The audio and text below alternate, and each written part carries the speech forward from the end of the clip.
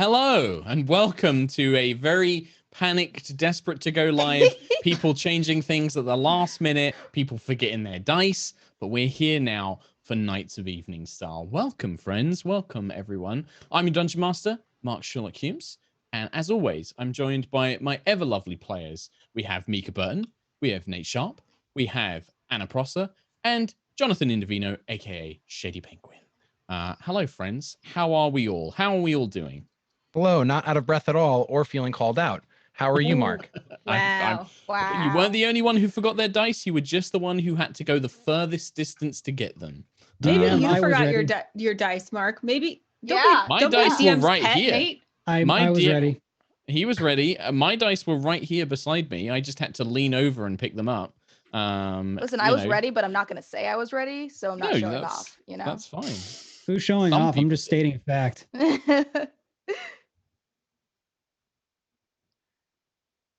Right. Okay. Oh. Okay. Well, we are apparently still here. Maybe. No cans. Kind of. It's just darkness. So you can just listen to our lovely voices.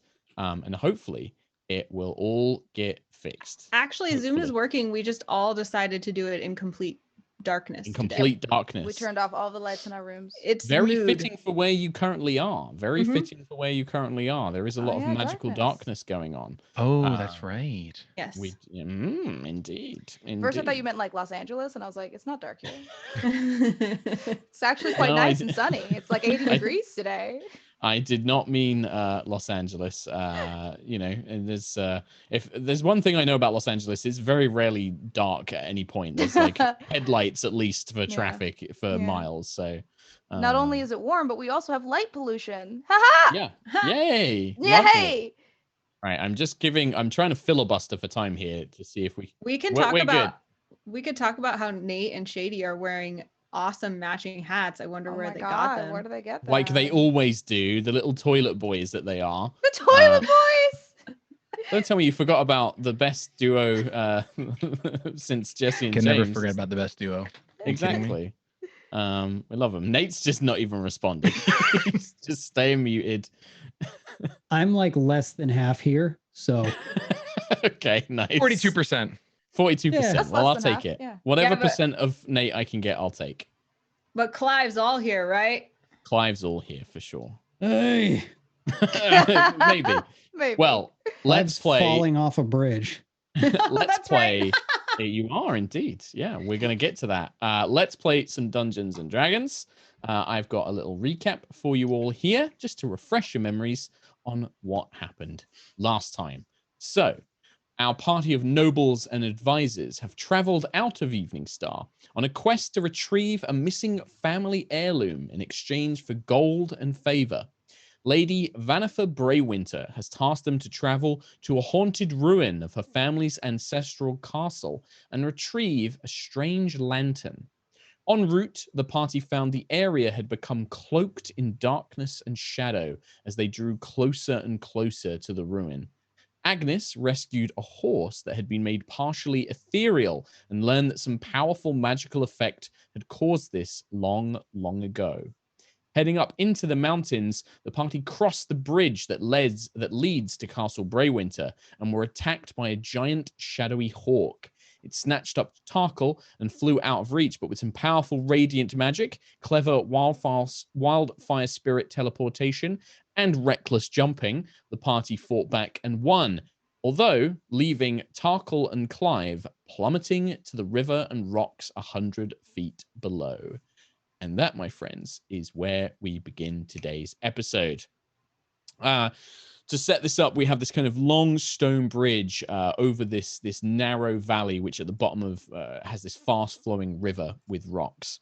Castle Braewinter is this ominous shadow of a castle. It looms up in front of you, really just like dark fingers of a curled hand stretching up towards the sky, obscured by this supernatural darkness all around it.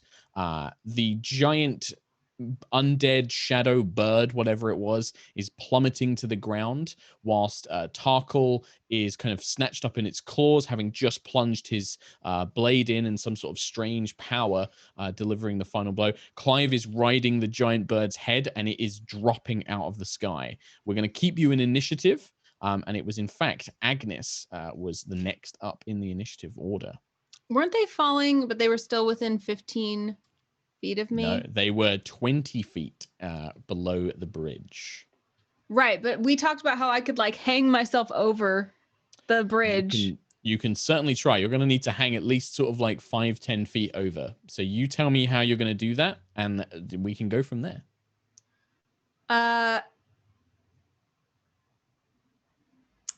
So I was thinking, like, if there's a ledge there's probably like a waist height ledge on the bridge, right? Yeah, it's just about waist high, yeah. So if Agnis is really flexible, she can probably reach at least the bottom of the bridge just by reaching down, right? You can certainly try, yeah. Are they 15 feet below the bottom? Give me an acrobatics check to see if you can stretch yourself out to the distance that you would need and not fall off this bridge. I like it. Because there is a risk here that if you overextend yourself, there's a chance you're going to topple and fall over as well. Because this bridge has got like the walls crumbling. It's all kind of old and decrepit. There's definitely a risk here that if you fail.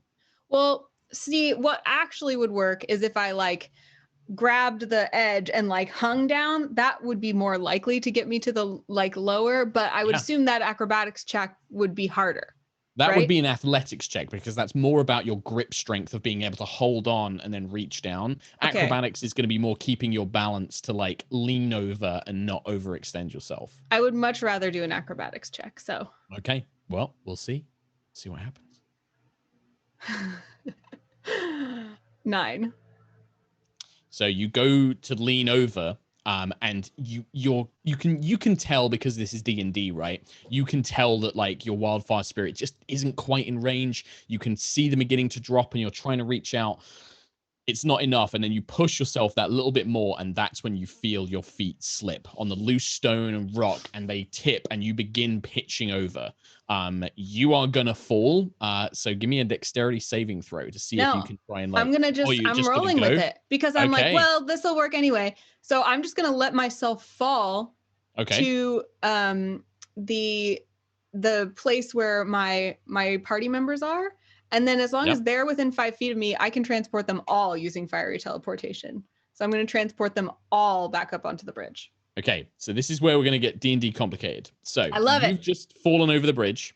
They're about 20 feet below you, and they're falling at the same rate that you are now, and it's all happening at once. So you are not going to reach them before they hit the ground. So you've got a choice. You're in range that you can use your wildfire spirit to teleport one of them to you. And maybe they'll still kind of be within range to grab the bridge. You can try and grab the bridge and stop yourself falling, or you can try and like maybe think of a way to catch up to them, and then you can teleport them all. But that's a gamble. Like if you don't do it, if you can't find a way to increase your full speed, you'll hit the ground too. Those are your current 3 options. So I am within range of one of them that I could teleport right now. Yes, I'd say that you're about 15 feet. You can, at a stretch, you can probably get your fire spirit. Let me double check that I understand. Okay. The spirit and each willing creature of your choice within 5 feet of it. So within 5 feet of my spirit. Mm-hmm. Which I believe is currently on Tarkhal. So it's actually, the fire spirit's on Tarkhal. Oh, that's right. It doesn't have to be me. It has to be the spirit. The spirit can only teleport them 15 feet. So right now you teleport Tarkhal up and he won't. Right. So you were leaning down to try and grab him, was my kind of understanding. That's of it. right. Thank you. Grab him from there. Yes. So I do want to see if I can grab onto the bridge. Thank you. Okay, sure. Another acrobatics, is that what you said? It'd be a dex saving throw. Dex save. So it's like a quick kind of grab yourself. Come on. 22. Okay, with that, you manage to kind of, you feel yourself slipping, you've overextended, you spin your body and your nails and your hands grip onto the loose stone at the very bottom of the bridge. Like you're very Uncharted Nathan Draking this, where you've kind of got your hands gripped onto the stones, but you've kept yourself from falling any further. Okay, I'm gonna yell now at Candor and have Candor teleport. It's Tarkhal that. Tarkhal he's sat on Tarkhal, yes. And it's not Tarkhal's not within 5 feet. My Candor couldn't be within 5 feet of both Clive and Tarkhal. Okay, so just the creature Tarkhal. Was large. Okay, yep. So I'll teleport Tarkhal to as close to me as possible. Okay, so what happens is you see the blue flames, because Candor is currently blue fire, normal than his normal orange-red, because of this effect. You see this kind of storm of fire erupt around the bird's body. It burns it to a crisp. Tarkhal, you feel yourself yanked through the air by this flame. You emerge, and you have a second where you see bridge, and you begin falling again. What do you do? Want to try to grab onto the bridge? If that's the thing I see. Give me deck saving throw. Okay. And I'm trying to grab him too, or as much as I can. Well, you're kind of holding on as well. Dex is high. Give yourself advantage on the saving throw, as Agnis is going to try and reach out and grab you as well. I rolled a 7, and then I rolled a 9. So 9 plus 8 is 17. 17 is still enough. You managed to kind of grip one-handed. You're kind of holding on by one hand. Agnis is holding on by two, but the two of you are on the side of this bridge now, dangling over it. And the fire spirit kind of emerges behind you. Looking down, you just see Clive, like he's riding the atomic bomb, is just on this flaming bird corpse plummeting down towards the ground. Absolutely hyped. It's still my turn though, by the way, because the fire elemental bonus. Yeah. And it shares my initiative order, basically. It's important to remember it goes after you, by the way, Agnis. The actual wildfire spirit is you take your turn and then it goes after your initiative. So then I don't get to go. Well, you would have had your turn. I guess that was you leaning over, and then you would basically switch to its go so it could teleport Tarkhal to you, right? Okay. So if there was anything you want to do, just do that now. But just in the future, you go, then the fire spirit goes. Okay. Well, what I was going to do is Azara already has this flying elemental out there, right? The air elemental is out, yep. And the air elemental, I would know, is at least corporeal enough that it could catch something. Yes. It has strength and form, yes. Then I'm going to just yell guidance at Clive and just say, you got this, buddy! So... You get to roll a d4. Is guidance ranged or is it touch? Oh, it's touch. You're so right. Okay, never mind. I'll do a different thing. I have you still yell guidance at Clive, but just no spell effect happens. That ain't. I have a different one that I will do. I think this is not touch, is it? That's a touch too. Gosh dang it. Well, I just yell, you got this. You could guidance yourself to help making climbing back up easier if you want. Okay, I'll do that. I got this. I've got this. Climb back up. All right. After Agnis, so Tarkhal, you see Tarkhal kind of erupt in flame. Azara, your elemental spirit, this kind of air dragon humanoid, is kind of currently flying in the air. What do you want? And again, it's the same thing for you. You take your turn, and then the summoned creature takes its turn after yours. Right. So I am going to... Can I hold my action just in case what I want to do doesn't work? You can. You have to specify the trigger for your held action to take place. If my elemental spirit does not catch Clive, I'm going to lightning lure Clive. Okay, you'd have the same problem because what's the range on lightning lure? 15 feet. So you'd have the same problem. You'd have to lean over the edge like Agnis was doing to try and yank him back up. All right, that's a last minute. I'm gonna hold my action. Just okay. All right. Well, you'll have to make it. We'll see if you can keep your balance. But okay. So but that's last case scenario here. I'm hoping that Modragi boy can catch him. Yeah, and I'm pretty sure it's going to be able to because it has a fly speed, which is 40 feet. Yeah. It can dash down and then just make a strength check for the elemental. So this is just D20 plus strength to see if it can grab him in time. 21. 21 is more than enough. So, Clive, you're kind of like riding this flaming bird down like, yeah! And then you just feel this kind of swirling wind kind of underneath your arms, around your torso, and it kind of plucks you free. And then you are just hovering in midair as the body splashes down into the river below, and you're just kind of hanging in the air, held aloft by some unnatural windy source. And I don't know what it is. Wait, You could I kind of- have him if you- start if you- dragging him though? Like I want him Yeah, to like bring him back. You feel yourself being lifted up, and if you kind of turn your body around, you can see this kind of draconic humanoid with these big kind of like blue glowing wings is kind of lifting you up as if it's made from the air itself. Greetings. It just kind of makes a noise at you as it's like lifts you back up to the bridge and then gently deposits you next to Azara. Land and just wiping off like, just as planned then. Nice. And yeah, you guys will make it safely back up. You save yourselves from falling. Close call. Probably Agnis, you and Tarkhal with enough time can just kind of clamber your way back up, and especially with Clive there to help kind of pull you up, or the air elemental spirit, you're not really at any risk of falling. So it's easy enough to get back up on the bridge. And yeah, there's this moment of quiet as you stand in this unnatural nighttime. Candles, blue flame illuminating everything around you, and you just see this kind of haunted looking spire in front of you. At the end of the bridge, what you were making your way to, there is a door. It's like set into a outer wall, and it's like a, not quite a portcullis, but it's almost like a little defensible point, like a little guard point. And there is a door there. Can I Arcana check to see if I can figure out anything about why Candor is blue? You can certainly try. Give me an Arcana check. I roll a 2 + 2 is 4.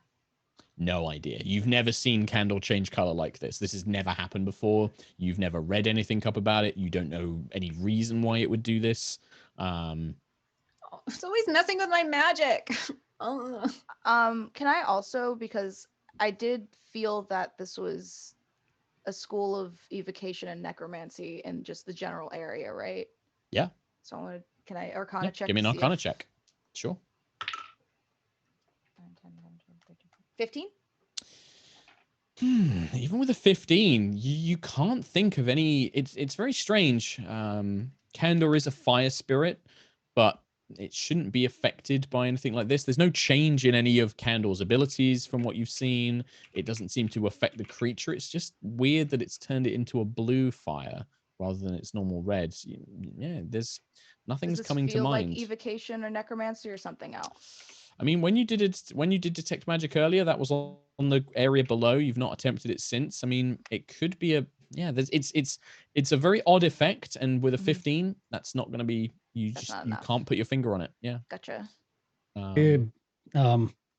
Clive will kindly ask, is this one of those parties with a healer? Azara will just kind of quietly raise her hand. Hey, feeling a wee bit woozy. I'm going to.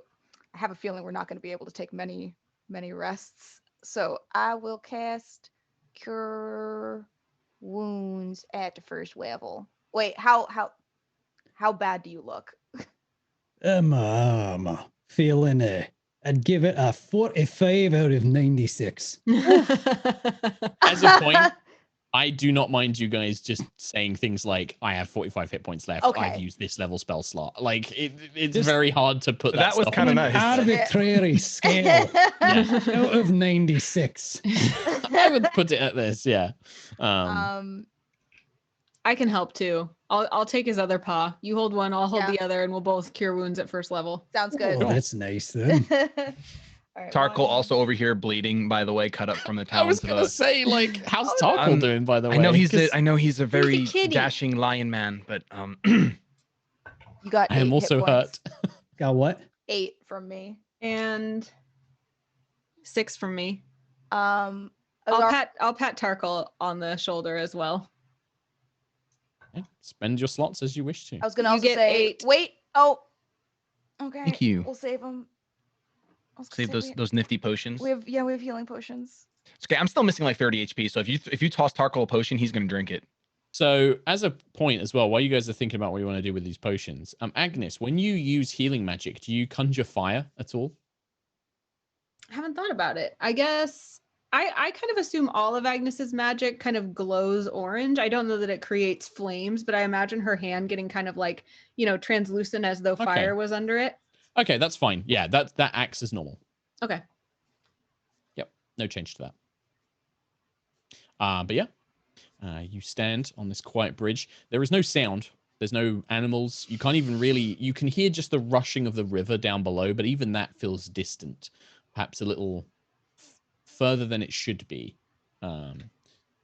Just this ominous castle. Agnes brushes herself off. Well then, and starts walking toward the door. Azara will stop Agnes before she continues.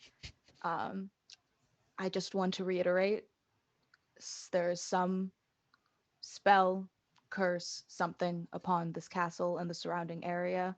It is messing with your magic. It is dampening the sound. I don't know how powerful it is, but just be careful. And then she'll take her hand off. Clive bangs on the door. Yeah, so Clive big paw kind of slams into it. There's a couple of things. So the outer walls, now that you've kind of crossed the bridge, you've got this large reinforced wooden door behind in front of you with a small kind of like an archway above it. And then the walls extend out and they are like sheer cliff drops down to the river below. The walls from the bridge are about 15 feet high. So if you wanted to climb over this door, it's about 15 foot over it. The door is locked. Like Clive, as you bang on it, you can tell that it is maybe barred or has been locked. You can try and break it down, or there does appear to be like an actual lock, like something that a key would open. You don't see any other way in. This seems to be, the main entrance, probably what the defenders of the castle would have fought and died to protect. Like this is, the choke point. You can see that the wall around it, there are definitely battlements where archers would have been posted. Can't see any figures walking around at this point though. All right, I'm gonna try to break the lock. Sure. Yeah, give me a strength check. Just straight up strength. Or athletics, I suppose. Athletics. Yes, thank you. That would be a 16. Yeah, even with your strength, you kind of like this is thick steel. The lock seems to be heavy. Like you try and like shoulder barge the door, you try and like kick it, punch it. It takes the blows. Like this is obviously meant to withstand, battering rams and sieges. This is a very sort of fortified piece of kit. Is the lock made of metal? It is made of metal. Yes. I would old like to steel. I would like to shocking grasp it to see if I can just Ooh. like fray it apart, I guess. I have advantage on the attack if it's made of metal. You do. It's more the damage, I'm thinking. Like, you can grab the lock, Gotcha. because the lock's not going to go anywhere. You grab the lock and you send Yeah. lightning through it, but that Yeah. doesn't seem to really... you're not sure if you've maybe damaged some of the internals or not, but, like, yeah, it doesn't show any sign of, like, breaking the lock apart or anything like that. Having seen all this, can I try and just pick it? Yeah, so you kind of, like, brush the others aside, Tarkhal, and then get, like, a little set of tools out and start... Mm-hmm. Yeah, sure. Give me a... So this is D20 plus Dex plus Proficiency for you. Okay. I rolled a 10 plus 8 plus 4, so 22. Nice. Just the Dex mod, by the way, not like... the mod. Oh, Yeah, never that's fine. mind. That's a dirty lie. That's It's still, 18. still very high, yeah. Takes you like maybe a couple of seconds, like maybe 10, 15 seconds, and then you hear the... And then the lock kind of swings open. You can unpadlock it and pull it apart, basically. And yeah, the doors then just kind of begin to... they're stiff, like Clive has to kind of tug on them, but it kind of scrapes against the stone. That opens up. And looking in through the doorway, it appears to lead into a lower courtyard. And if you check out the Roll20 map that I sent you guys last week, Shoot. that's all right. No worries. I don't have it up. I'm going to move you guys in. You see this lower courtyard. So being a castle, this appears to be a section where there are outer walls, and then there is a short set of stairs that lead up, and that seems to go up into an upper courtyard. You can see the lower section of the courtyard is a flat section of carved stone with a short set of stairs leading up to the main courtyard outside the castle's main buildings. A smaller stone building with thin arrow-slit windows looks down on this section from the upper courtyard. behind it, and they have these black thin arrow slit windows staring down soullessly at you. You can also see immediately to the side there's like this round platform where archers would have once been positioned, but in place it's been filled with messy nest of branches, broken timbers, old straw, and a couple of goat carcasses lay at its center. And it's very large. It looks like a giant bird nest. Well, that makes sense because we just saw a giant bird. Can I investigate the area for any like shiny things the bird might have gathered or any other items we Yeah, might it'll want take to you some grab? time to dig through it, but you can start rummaging through this nest if you like. I know birds like shiny things. So. Yeah, I'm going to put you all in this area, but this is like not actual movement on the map. This is just to kind of give you guys an idea of roughly where you are. Yeah, you watch. What about the rest of you? Agnes starts digging her way through this goat carcass and pulling apart pieces of this nest. Do you guys just wait for her? Do you want to kind of head on deeper into the castle? What do you want to do? I'd probably want to just like kind of walk along the wall and look for anything that's suspicious, any markings or. Sure. Cool. Okay. So Azara, Clive. Yeah, I feel like I want to start looking for anything that may be like runic or magic based, trying to get a vibe for the castle and this heavy enchantment, whatever it may be. And then Clive, anything, or are you just... I want to look for something that's breakable. Okay. Yeah. I mean, looking in this nest, there's definitely like these huge pieces of timber. They look like they're like housing beams that have been brought up, or like pieces of an old wagon or a cart seem to have been snatched up. And there's easily like, there's like pieces of wood, broken wheels that you could snap apart and things like that for sure. It's more like seeing if, I don't know, there's like a hole in the wall that I could like bash, or there's some. Okay. Yeah, sure. All right. Well, I'll go round then. So, Azara, you don't see any runes or even any things like braziers or marks or anything like that. You even don't see any sign of magic spells being cast. You don't see any like scorch marks or, lightning blasts or anything like that. This looks unnaturally clean. Like everything here looks preserved as if it's been untouched by anything really. But no runes or anything like that. Clive, the walls all look very sturdy. These are like castle walls. None of them look like they've deteriorated that you could punch a hole through or anything like that. They're thick wooden walls. Looking up at the stone building, there may be something like further in like that, but around this area, nothing you can really break. Tarkhal, again, the walls themselves, you kind of walk around the edges. You don't see anything unusual. There are places like arrow slits that defenders and archers would take position in. It looks very defensible, but again, no bodies, no signs of battle or anything like that. Okay. Agnes, digging through the nest, you do find a couple of things buried underneath. Yay. You find some human-looking remains. Ew. They must be old. Most of it's just bones and bits of kind of tattered cloth and metal. But there is also a kind of loose leather pouch which has managed to survive somehow. A pair of old leather boots, a ragged cloak. But apart from that, that's all you find. What's in the pouch, Mark? You pop open the pouch. The pouch contains a couple of things. A bunch of coins. There is 300 silver pieces, 150 copper pieces, and a ornate emerald dragon statue. So a green dragon statue made of emerald, worth 250 gold. I'm sorry, I got overwhelmed. Okay. 300 silver, right? 300 silver. And 150 copper. 150 copper. And a green dragon statue made of emerald. Okay. Worth 250 gold. Nice. Yeah. Awesome. Going into the magical tattoo fund. Yeah, I guess I'll just like I'll show it to the party and be like, look what I found. And put it in my bag. Yeah, looks like maybe some old trader's pouch or something like that, or somebody that was carrying something of worth. Actually, I'll just give the money to Azara, because hasn't Azara been managing the money? Have I? I don't know. like I I feel feel like like we've just I've been been bringing everything managing to a lot of dust. things. Yeah. oh yeah, Sure. we have been I bringing mean- it to Yeah. dusk. Okay, Yeah, never well, mind. it sounds like hold you've it. got it on your person, so keep Yeah. a note of it for now. You do see the stairs that lead up into the upper courtyard, and then yeah, that's pretty much. There's no doors or anything like that around here. It's just the stairs leading up.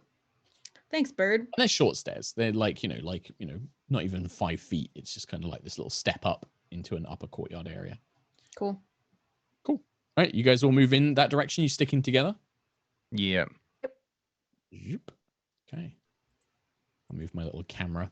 The upper courtyard, this would have once been a beautiful open plaza before the castle's interior walls. So you have these outer walls that defend it, but then inside there is a secondary sort of 20-foot tall interior wall that's connected to many of the interior buildings.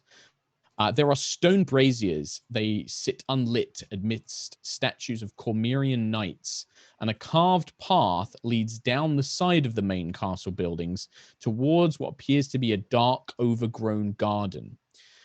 Set into the castle's interior walls, further to the south on the map, you do see the shape of a large wooden door, maybe sort of 10, 15 feet tall, but it almost appears to be covered in writhing shadows that seem to move and undulate along the actual door's surface.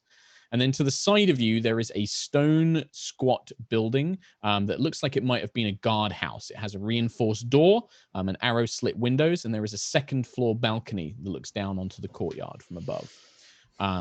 Those of you, I think, Agnis, there's definitely one thing you notice. The sound of soft singing can be heard coming from the path that leads towards this overgrown garden. And also, Candor's blue flames seem to get even dimmer the closer you get to the castle. Still enough, he doesn't seem to be harmed. It's not like he's injured, but the flames are barely giving off. Like, he doesn't give off much light anyway. It's just a very faint glow. But it's almost nothing. Like, you can see him, but mainly through your own dark vision. And looking around, all of you, because you all use dark vision, that black and white chromatic sight, that effect where the shadows seem to almost move on their own, where the dark and the light seems to merge and mix and shift, is even more pronounced here. You look around and all of you see black shapes, like humanoid shadows, going about their business, walking amongst the courtyard as if still living. Guards with halberds and crossbows march in rank and file, whilst women in dresses and men in tunics seem to move together. All just flat shadows on the ground, but as if the people that they were connected to were still there. They seem to move and shift. Can I do a specific Arcana check, seeing what Azara knows about multiplanar existence? Yes. Thank you. 18, 19, 20, 21, 22, 23, 24, 25. 25. Drawing closer to all of this, and now that you're kind of seeing some of these effects, the shadows and the dark vision especially,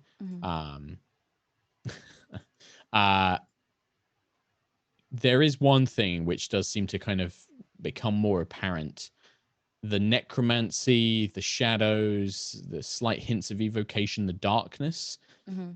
There is a plane called the Shadowfell. It is a plane of undeath. It is a plane of darkness. And many magics that kind of conjure darkness or create undead creatures are often connected to the Shadowfell. You're beginning to get... Love that. That knowledge is coming to your mind, like as you're looking around. You remember kind of lessons about the different planes, and yeah, there's been effects that have been connected to the Shadowfell that have like drained the light out of a room or have created living shadows and things like that. I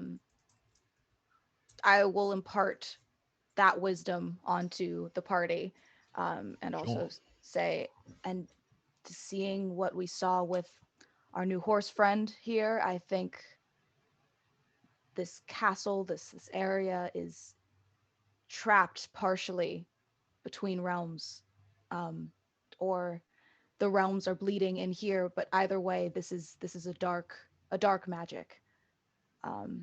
I'm not sure how that's going to affect us. I'm not sure what we're going to encounter, but we are witnessing otherrealmly beings, or possibly this castle was sucked into the Shadowfell. I'm not quite sure, but it's even disturbs me. What about the rest of you? What's everyone doing? Clive, Tarkhal. I want to like swing my. I just kind of want to swing around and see if like the shadows react. No, they don't. So Clive, you start swinging the Morningstar around, or like fists, whatever it is. It's almost as if you're not there to them. And there's nothing in the air. Like there's nothing casting the shadow. It's like the shadow exists without the person that made it. And even trying to step on it, they just walk under as if unfazed by your actions.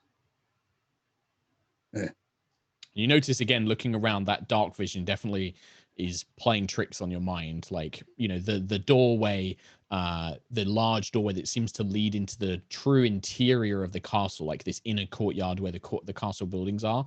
It's almost like shifting and moving as if made of living shadows. You can see the building, the little guardhouse, the windows and the doorway. They're so oppressively dark. It's like it's sucking anything in. It's almost like drawing in everything around it. And you can just hear this very faint. Agnis is the main one who hears it. You can hear this faint singing coming from down the side of the castle, along this path that seems to lead towards the shadowy shape of an overgrown garden.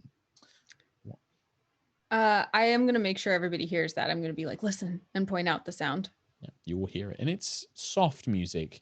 There's almost... Agnis and Azara would probably recognize it. It's an old Cormyrean like court song. It's the kind of song that bards or musicians might play at a noble's court. It's an old one.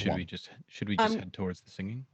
I'm gonna go out on a limb and say that these are ghosts of nobles past, and they are still singing this song.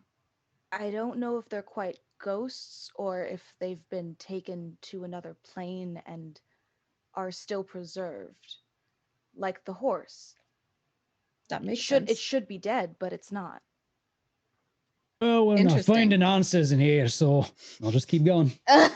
Well, so yeah, you've got a couple of choices, Clive. Like you can head towards the gardens, like Agnes was suggesting. There is the big main door that leads into the main castle area, or there's this little guardhouse. But do you want to? So you want to head towards the gardens? Yeah. Okay. So Clive just takes off. In Clive fashion, he just leads the charge. What's everyone else doing? You following, or are you gonna hang back? Yeah, I'll follow. I'll follow. I think first I want to take a brazier. I was like, brazier? Nope. I was like, nope. Well, nope. The braziers are they're big, heavy stone. Oh, they're not braziers. like they're not like a little torch one. No, these are like big, heavy ones. You notice that there's no torches or lanterns or anything. Like there's no light in this entire place. Like so the braziers are unlit.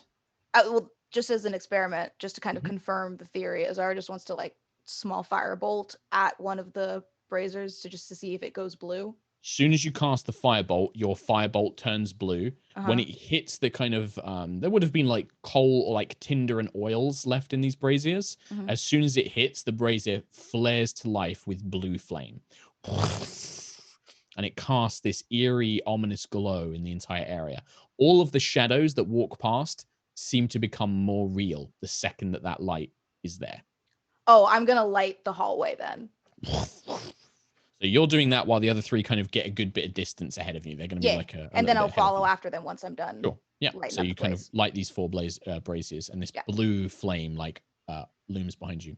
Those so Clive, Tarkhal, and Agnis leading the charge. The castle gardens are set into a lower section of the courtyard. So the path actually heads down another set of steps and kind of winds its way round to the side of the castle, like still behind the castle walls, but kind of lower down into the mountain itself. There are rows of dark, shrouded, heavily overgrown hedges and flower beds, ivy-colored trellises, and tall, rough, kind of like shaped trees. They kind of obscure, almost creating not quite a maze, but obscuring most of the rest of the garden. You can see what appears to be the top of a gazebo in the very center of the gardens, just poking up over the top of these hedges and overgrown trees and trellises. You can also see there appears to be a section of the wall, the outer wall has broken away and leads into the larger mountains behind the actual castle. It looks like maybe it was damaged a long, long time ago and that's all broken down, possibly offering an alternative way into the castle if you'd gone a different route or explored the mountains over the other side of the river. The singing becomes more prominent, and it appears to be coming from that gazebo in the very center of the garden, obscured by all of these hedgerows and flower beds and things like that.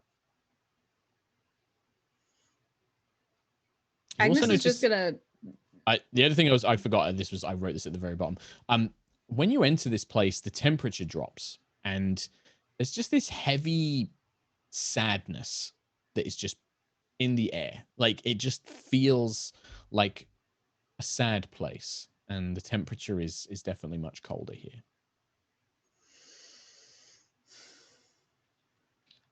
Agnes is just gonna, like, since Clive seems so confident, she's just kind of like letting him lead and lurking behind him. Okay, sure. Clive, what are you doing if you're taking the lead here? You and Tarkhal, if there's anything you guys want to do. Clive's just kind of gonna walk until something happens. So like push through sort of these overgrown hedgerows and kind of get to the middle where the singing's coming from. Okay. Yeah, you can start doing that. You have to kind of like weave your way through and occasionally kind of like, pull out weeds and push things aside and bushes out the way. Tarkhal, are you going with him? Yeah, I'll just be follow him. Right, and then Agnis following behind, and then Azara's a few steps behind you all. The three of you following Clive, with Azara a little bit behind, you push through, and Clive eventually kind of like gets his big paws, pushes aside this hedgerow, and you step into this middle of this quite picturesque, or at least it would have once been picturesque garden. This large, tall stone columns with a beautiful kind of latticed gazebo top dominate the center of the space, and you can see stone benches. You can see like little water features, all dried up, no longer with water in them, and overgrown flower beds. In the very middle, two semi-translucent noble women. One appears to be a Comerian human dressed in noble finery. The other appears to be an elven hunter of some kind, dressed in these kind of traditional elven silks of a land not of Cormyr. Doesn't appear to be Cormyrian. And they're singing. And when Clive bursts through, and the three of you, and Azara, Agnis, and Tarkhal, you kind of come with him, their attention immediately snaps up. And you can see these haunted, ghostly visages. They kind of look up and their faces contort like, get out of here. I need all three of you to immediately make wisdom saving throws, please.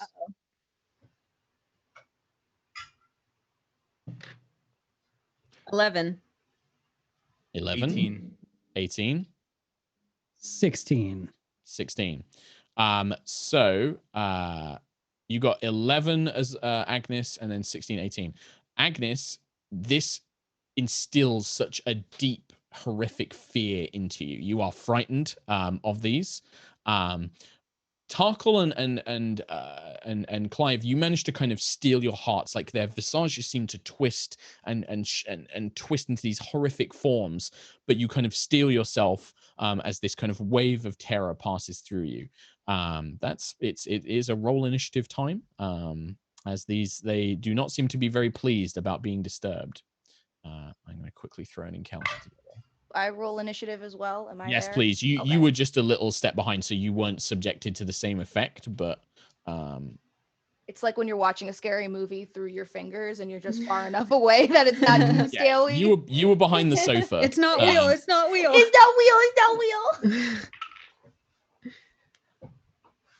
So Clive.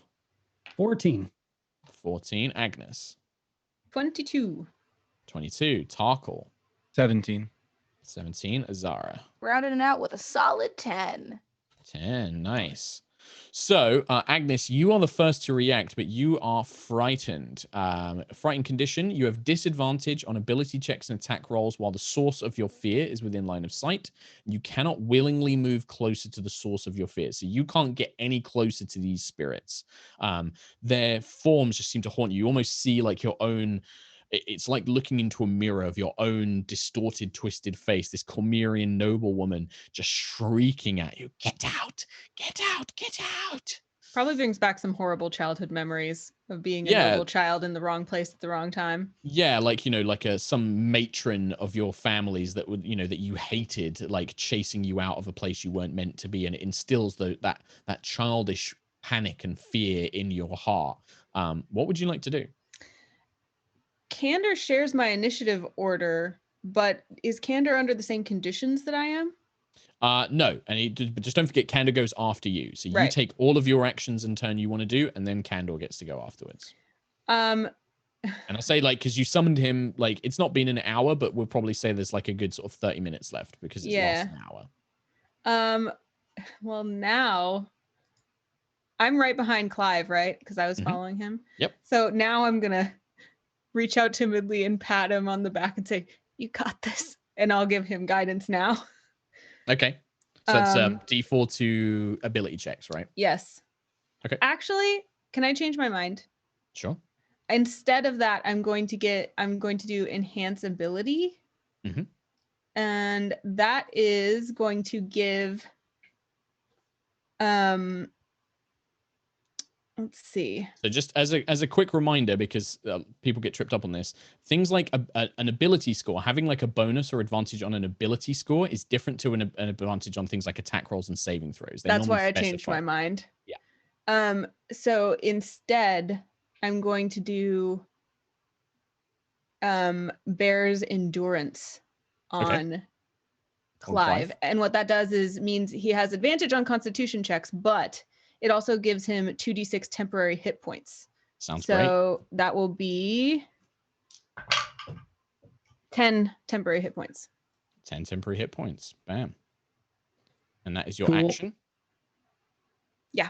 And then Candor will fly out and just do a nice little flame seed in front of the specters and just see if fire hurts them. So that will be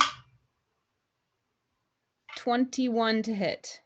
21 definitely hits. Who would you like to attack? The ghostly noblewoman or the ghostly elf? Noblewoman, because she seems to be the one screaming at me. Okay. Yeah. That will be 8 fire damage. 8 points of fire damage. They are resistant. So you see the flame, this blue flame definitely strikes the figure, but part of it kind of phases through. It does seem to kind of shrug off some. And the second it is attacked, you see the noblewoman just her face twists. Before it was like a frightening thing. Now you see that there is anger behind it. Is it not enough that we suffer here? Now you have come to destroy us. Whoops. Tarkhal.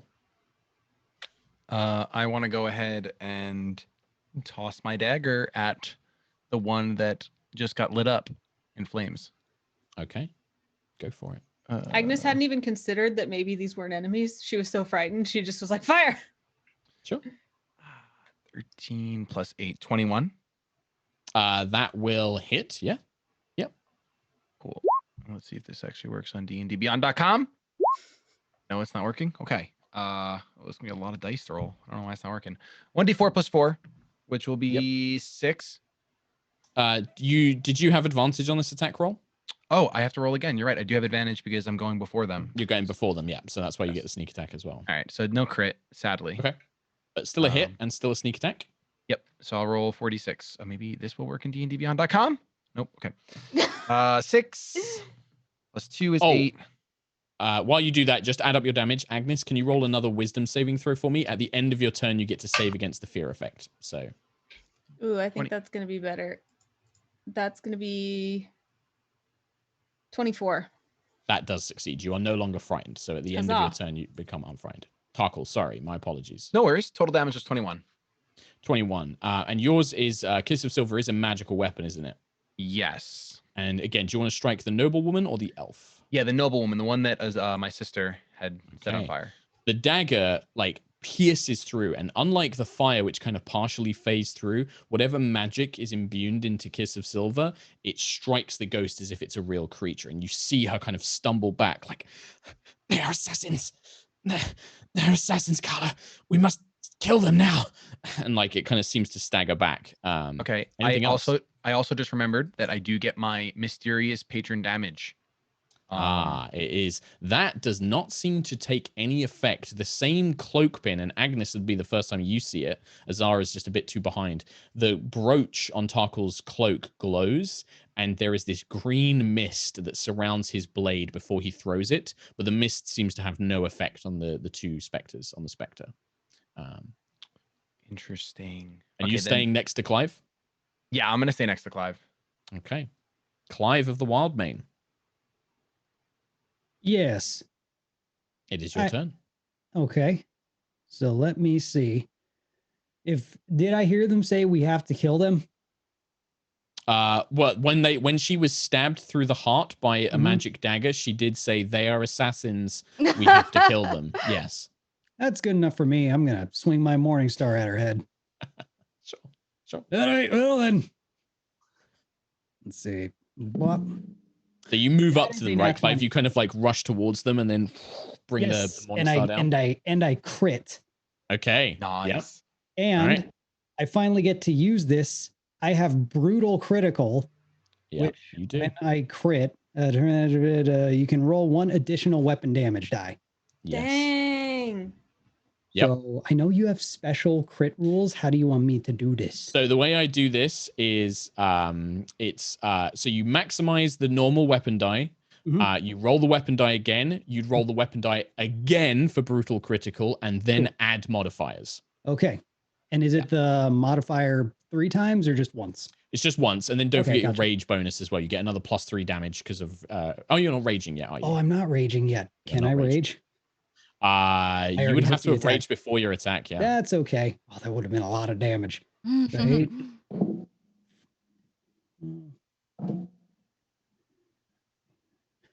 21. 21, but your mace is not magical. I'm assuming you strike the same one that Tarkhal and Agnis have hit. Yes.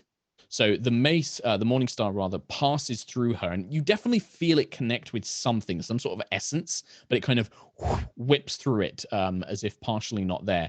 And you see her kind of stagger back, and just like her face contorts again, just like, creature, they are some sort of beast, one of Radrin's experiments.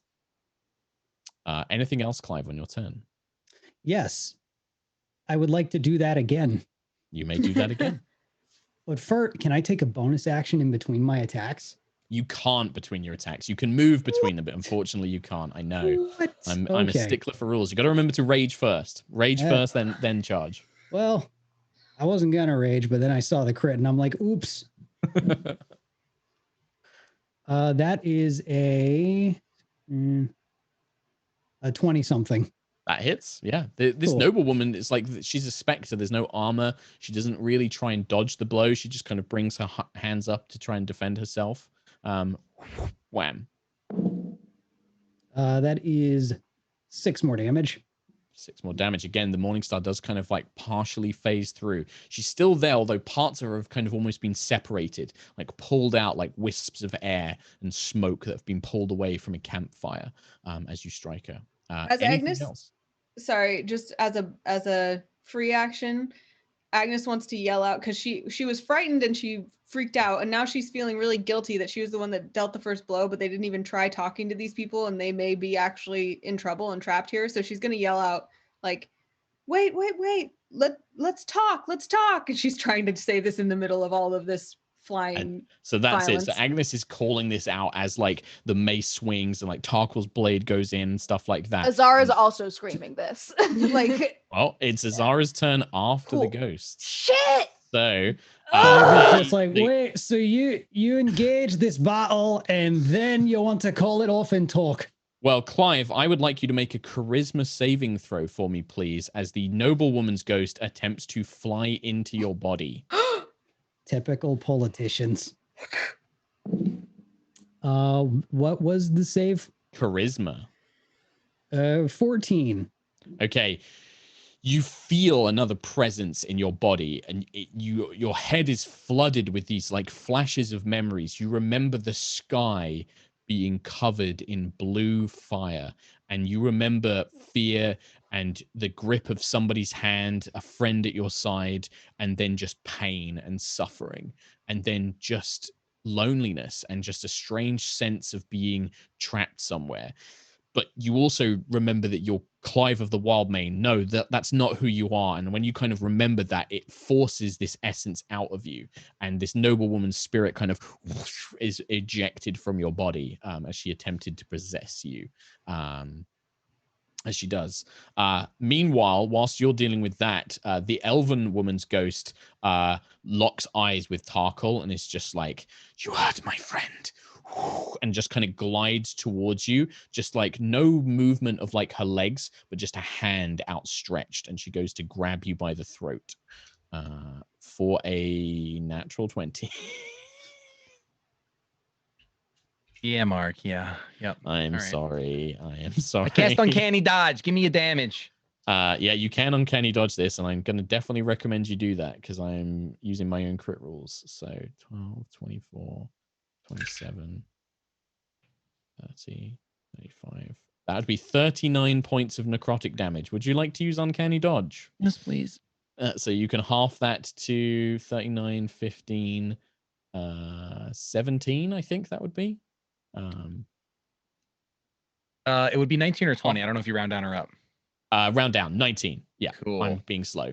So that's fine. 19 points of necrotic damage as this she grips you round the throat, and you can almost feel like your blood vessels turning black. It's like your life is being sucked out of you. Sick. You hurt my friend. Long have we suffered, and now you bring us more pain. And she just begins throttling you. Azara.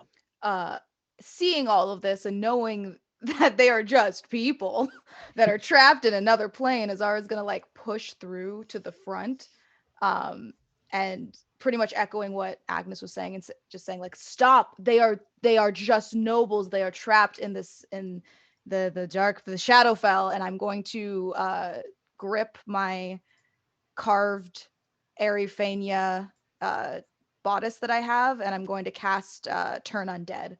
I'm going to channel my divinity and turn undead to make. And Sure. I'm gonna say, I apologize. Leave us. Just we're trying to free you. I'm trying to like make them. Trying to make them leave. Yeah. Leave, okay, but so also telling them like, we're gonna save you. We're so sorry. what's the saving throw on this? Because there's normally There saving is. throw It just undead. says turn undead. Oh wait, no, here it is. 13. Wisdom 13. 13 wisdom. Yeah. Okay. I mean, it's for both of them. Right, that is a natural 1. So the one who is gripping Tarkhal, you see her kind of shy away, and there's almost a recognition of the symbol you're holding. She seems to almost recognize it, and is like brings it up as it begins glowing brightly, like not to you but to them, like almost like she's blinded by it. She's just like and she like backs away from Tarkhal in an instant. The noblewoman one that's staring down Clive seems to be perhaps too enraged at this point to really like have it take effect, and she does resist the saving throw, but the other one is calling out to her just like, Lady Dahlia, please, I do not wish to see you harmed any further, and like it's kind of like shying backwards from it. Agnis, unless there's anything else on your turn, Azara. No, I think that's it, because I forgot to quicken. That's not a spell technically, is it? It's an action to use. It's an yeah, action you can't to use, quicken so it. I can't quicken it. Nope. Then as a bonus action, can I plead with them to trust us? Make a persuasion check for me. Cool. Oh, I'm good at that. 18. Okay. You definitely see that like they are listening, and the one you've turned is kind of like shying away from you, and the other one, like the rage is there, and you can see that these must be pain spirits. Like there's something about them, but they've seen a threat, and she's still wary. Agnis, your turn. I'm gonna join in the same effort and say, we're sorry. We were startled. Please forgive us. Allow us to introduce ourselves. I'm Lady Agnis Crownsilver, at your service. Make a persuasion check for me, please.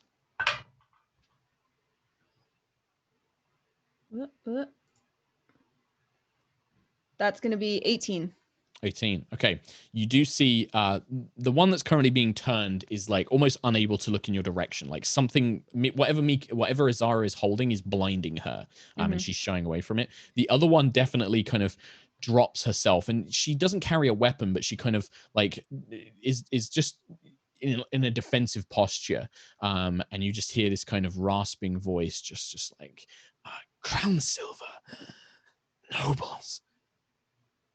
You are all the way in Cazael. Why would you be here? You were not at Radrin's party.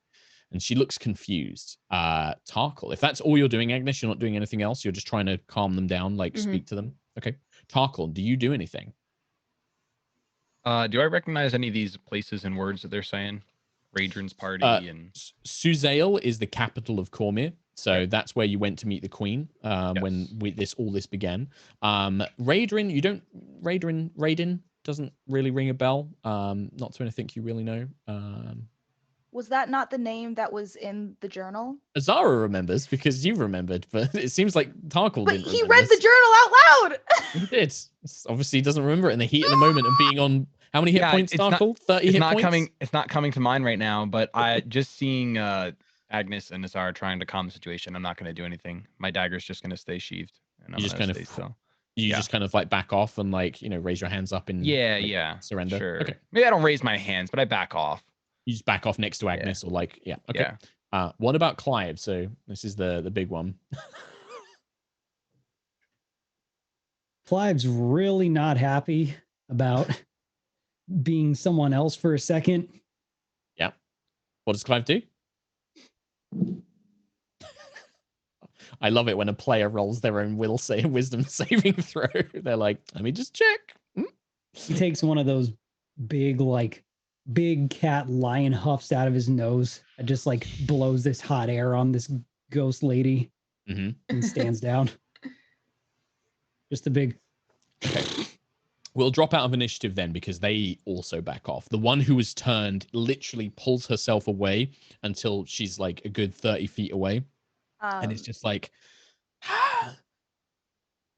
priestess of Adri, lower that light. I cannot stand it. Azara will immediately turn off whatever. Okay. Cancel the turning effect. Cancel the turn undead. And she'll say, is it Radrin? Raidra? Raiden is the Lord. King Raiden. Yeah. Lord Raiden. Azara will immediately say, Lord Raiden, please tell us about this party. I know this seems strange, but we were sent here to retrieve a lantern. Do you know? You are asking too many questions. It's been so long.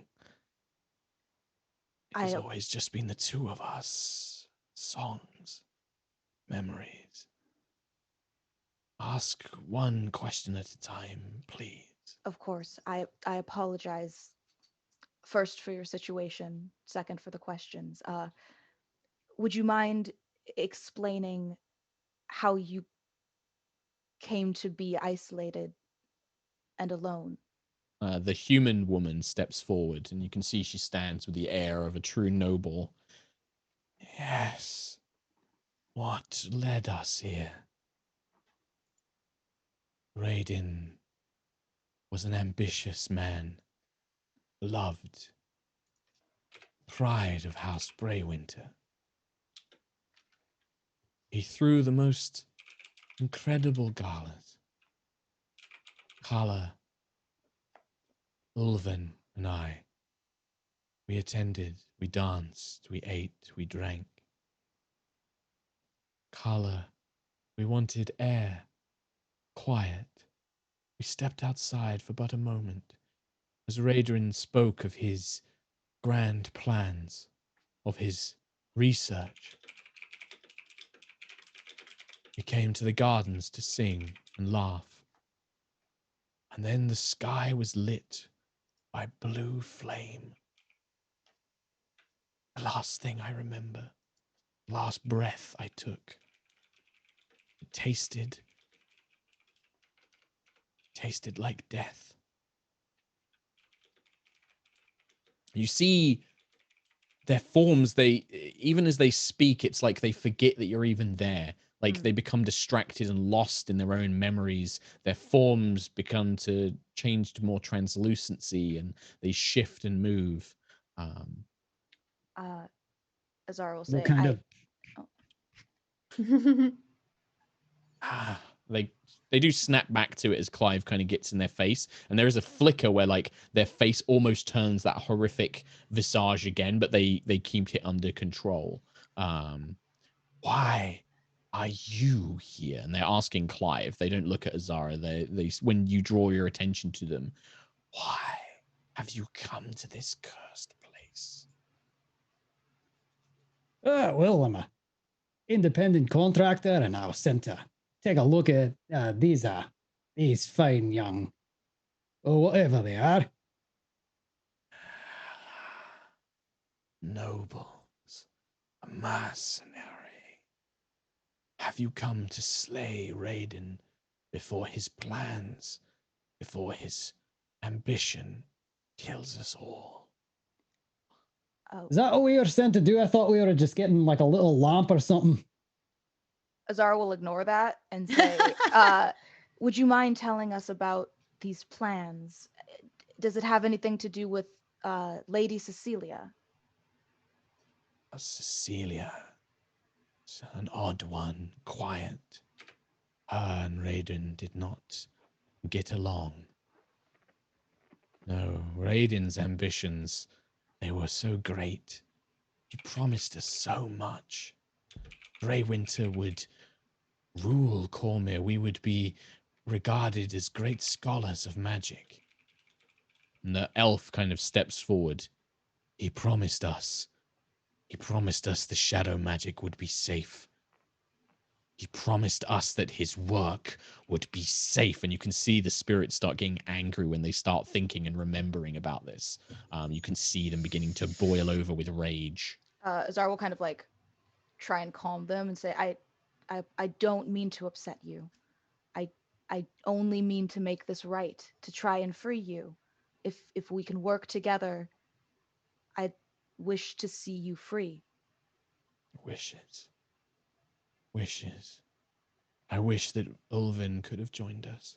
At least the three of us would have been together at the end, yes. What happened to him? Is he alive? Did he escape? They kind of start going off. They start talking about memories about this Ulvin, like a friend. It sounds like that they're a friend of the three of them were all friends. Mm-hmm. And they start talking about like an old party they went to and that time when they saw that play at the theater, and they kind of get lost in these memories. Azara will try and bring them back gently and say, I don't mean to stop your reminiscing. This shadow magic, did Raiden unleash this upon this area? Is this why you're trapped? We do not know. Okay. The blue fire came, changed everything, but we were engulfed by it. Raiden, whatever he was doing, and they just point in the direction of the castle. The elven woman looks, and she actually steps towards Agnis and Tarkhal. We dare not go in that place. His shadows will see us. You're afraid. Well, I think that's where shadows? we're going. So, would you happen to have any information on is there like one tower, like when they point towards the castle? Is there a few No, towers? you can see that there's like separate buildings. So the inner walls, there's like, you guys are in like an outer courtyard. There's like a set of inner walls, and then there are multiple buildings within inside that part of the castle. Okay. They point in the main castle halls, but he had chambers below. And would you happen to know where Cecilia's tower was? Yes, you will see it inside the interior courtyard. It rises, and they point to a spire, and you can see like a domed building. Her tower, her birdcage, her prison of her own making. If you go there, if Raiden's spirit still lives, destroy him and end this. or find our friend and send him to us. Do this, and there will be a gift.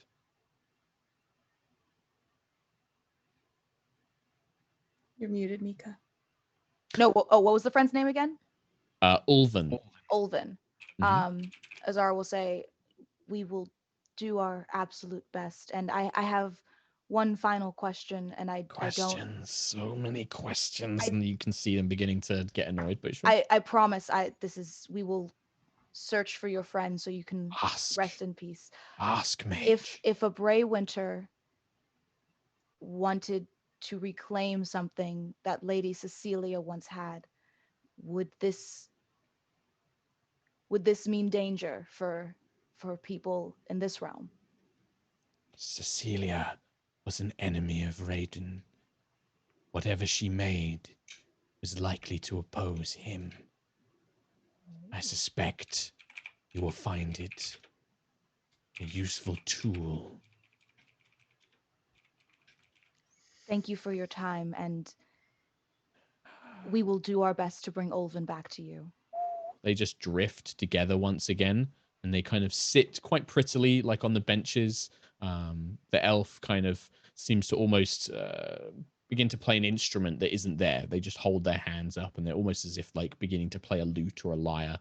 And the human noblewoman begins to sing again, and it's the same song that you heard before. And they just seem to kind of drift back into this thing that they were maybe doing before they died, and that seems to be their kind of neutral state where they're not agitated. They seem to be not at peace, but at least non-hostile.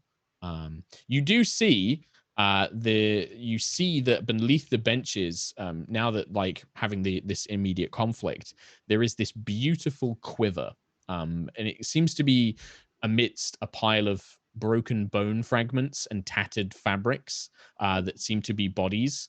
But in amongst it is this beautiful kind of silver white leather quiver stamped with an emblem of a unicorn's head. And then that seems to rest underneath it. I want that. So that's probably the gift. Seem to, could assume so. The ghosts seem to go back to what they're doing. As long as you don't bother them, it seems that they will not bother you for the time being. Then Azara will turn to the group and say, well, we have our marching orders. Get the lantern, take down Raiden, return home, I guess. Do you think they'd let me use that quiver to take down Raiden? I think if we disturb them again, we have to fight them again. I thought so. But if we find this Ulven, if we find this Ulven somewhere in the castle, I assume the quiver is yours. Ulven it is. And she starts like walking, looking around. Ulven. Yeah, the garden here, Agnis, is a druid. Like life, there is still life here. Like these plants are overgrown and like the flowers, but all the color is gone. The flowers are all black or gray or a shade thereof. There's no coloration. The grass is this kind of blackish gray color. The hedges, all the leaves have turned blackish gray.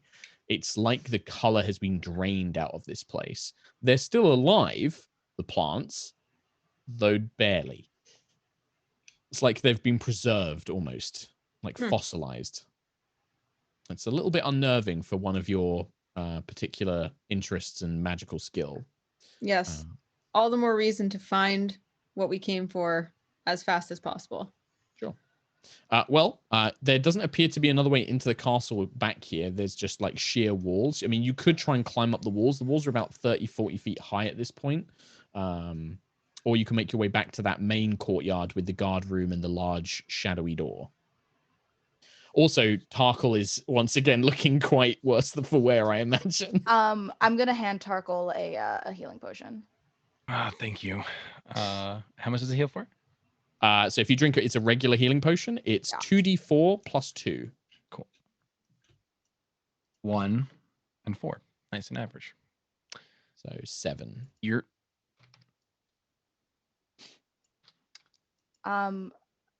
Azara will actually see how worse for wear everyone's kind of seems to be right now, and say, look, whatever is ahead of us seems horrifying, frightening, soaked in necromancy, but this courtyard seems relatively safe. The specters don't bother us if we don't bother them.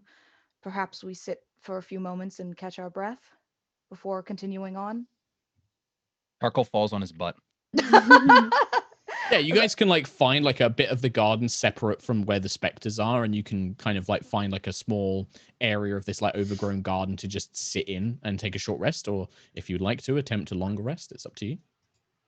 We have a lot of elves that can trance.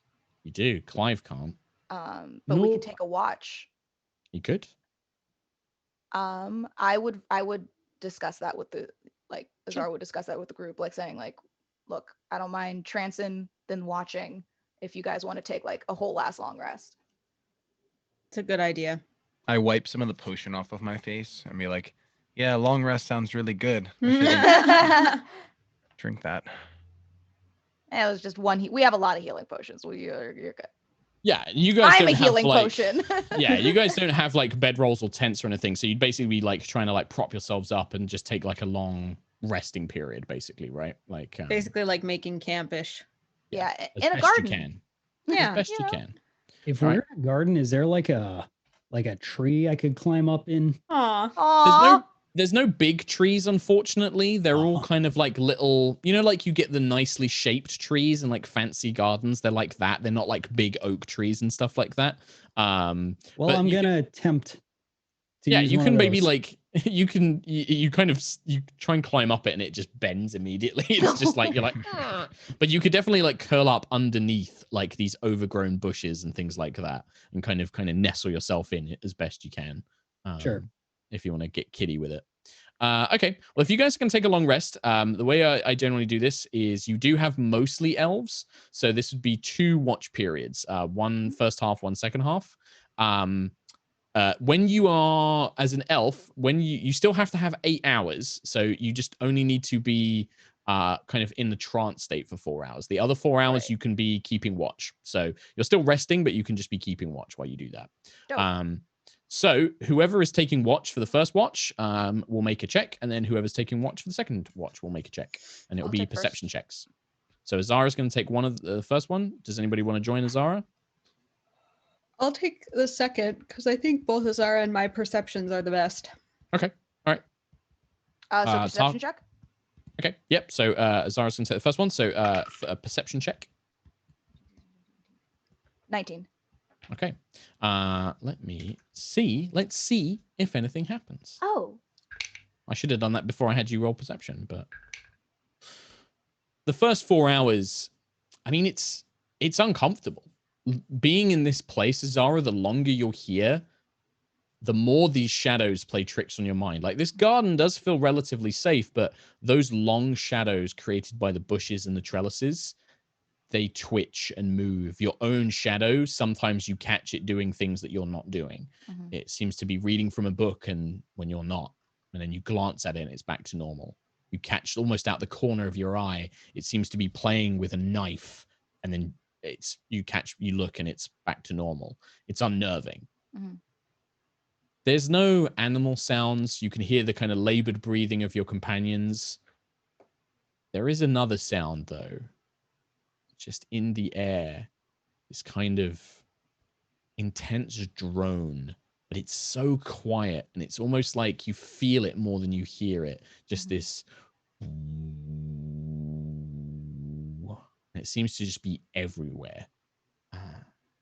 But no creatures, no surprise attacks during your 4 hours.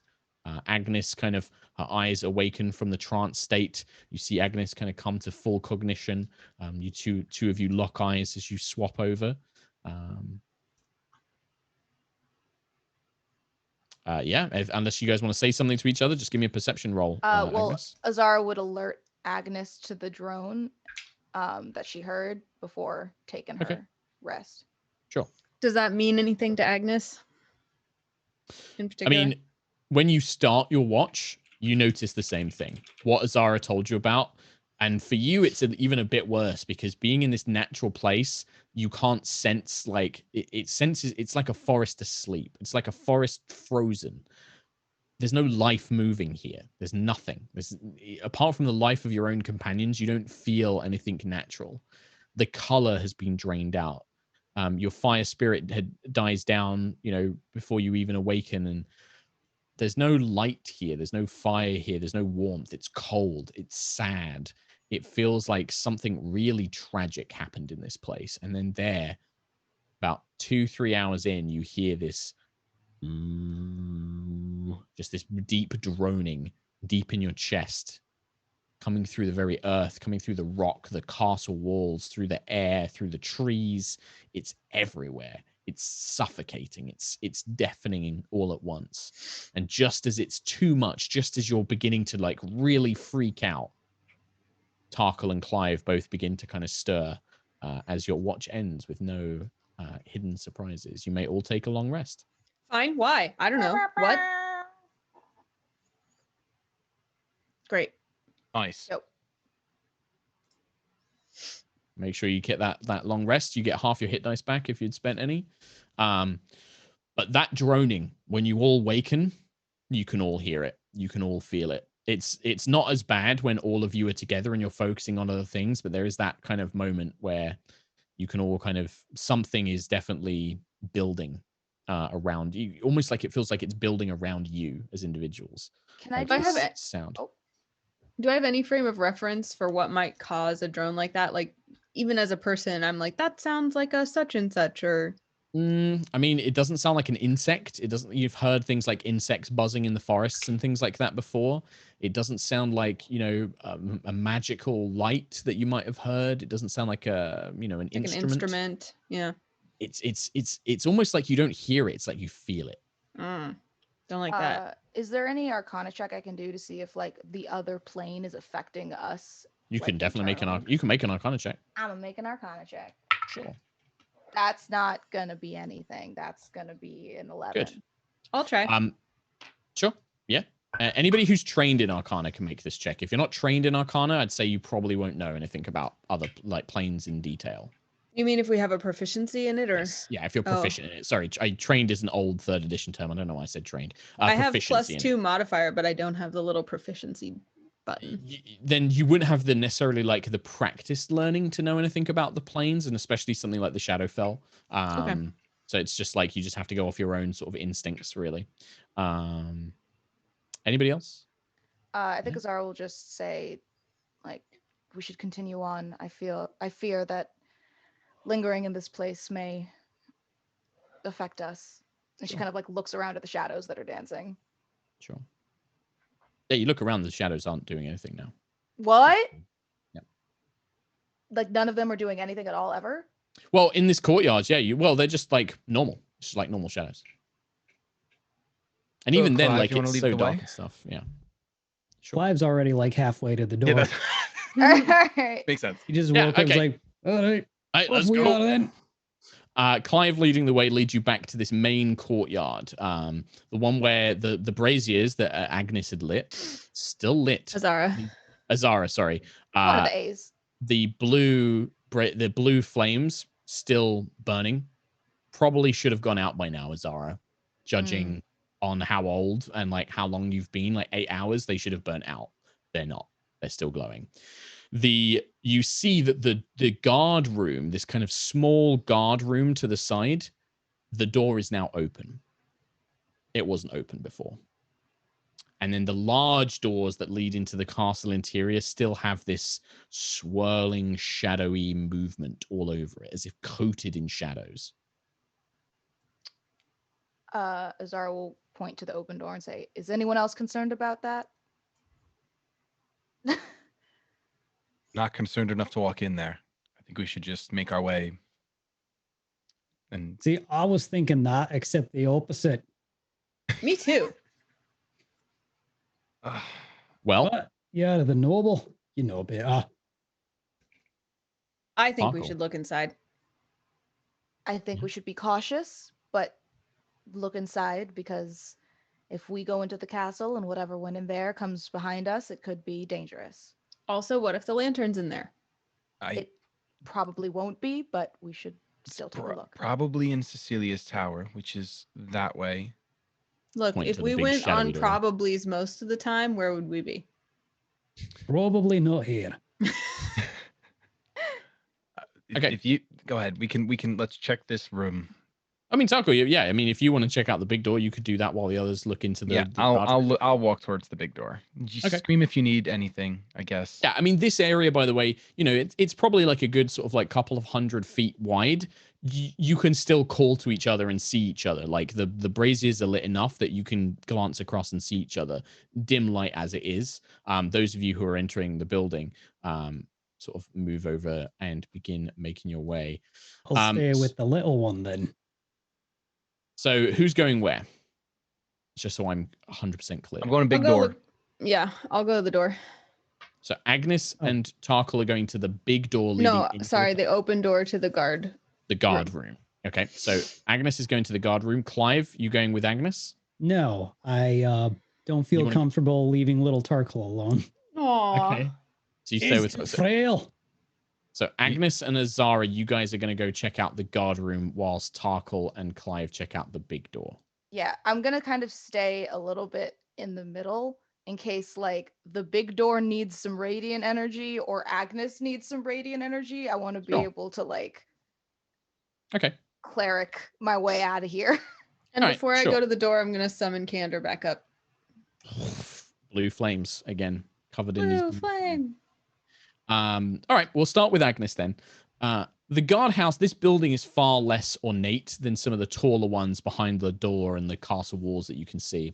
It's very simple stone. It has arrow slit windows, a sloped roof of dark blue tiles. It makes it look very practical. You can see that there are these columns which have support an upper balcony, and then there's this now open doorway leading inside. It is pitch black.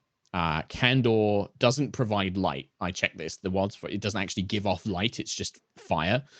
So when you step in, your vision switches to dark vision. And again, it becomes this room of black and gray, and the shadows are just shifting and squirming. Like there's a light source in here, but you can't see it, and the shadows twist and turn and move. But you don't see any creatures.